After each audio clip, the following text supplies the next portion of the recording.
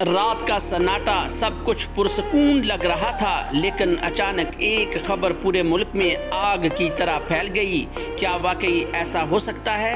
کیا یہ محض افواہ ہے یا ایک سوچی سمجھی کارروائی؟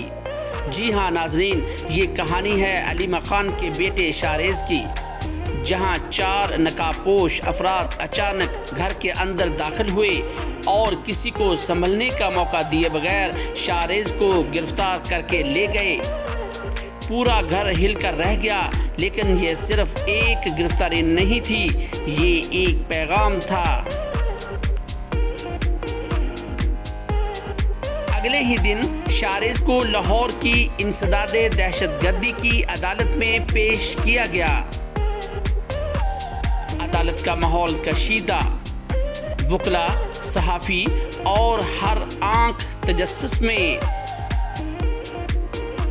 پھر وہ لمحہ آیا جس نے سب کو ہلا کے رکھ دیا۔ جج صاحب نے فیصلہ سناتے ہوئے شاہریز کا 8 دن کا جسمانی ریمانڈ منظور کر لیا۔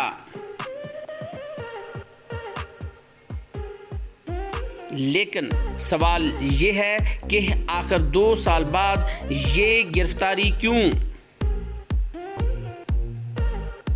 کیا یہ محض انصاف ہے یا ایک انتقام؟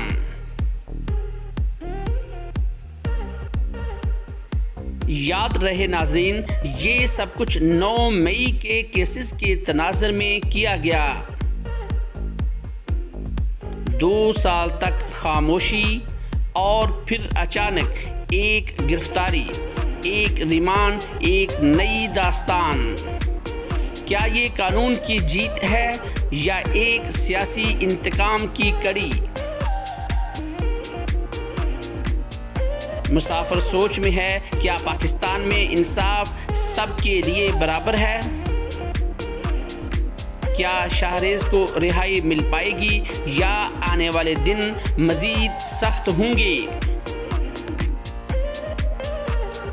یہ وقت بتائے گا، لیکن ایک بات طے ہے، یہ مقدمہ صرف ایک گرفتاری نہیں بلکہ ایک نئی جنگ کی شروعات ہے۔